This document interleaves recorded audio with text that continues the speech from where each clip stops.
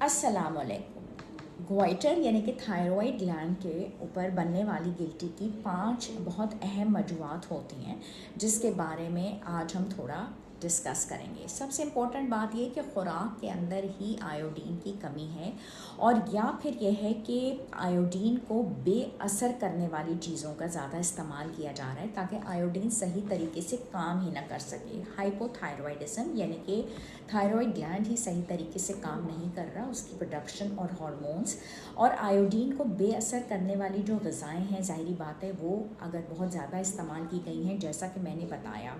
लेकिन थायरॉइड की गिल्टी पे बढ़ते हुए नोड्यूल्स या फिर खुराक में आयोडीन की कमी और थायरॉइड का कैंसर, ये भी कुछ ऐसे रीज़न्स हैं जिसकी वजह से थायरॉइड ग्लैंड पे बनने वाली गिल्टी, जिसको हम बोलते हैं ग्वाइटर, ये उसकी रीज़न्स में से आता है और फौरी तौर पे कंसल्टेंट को दिखाना ज़रूरी है।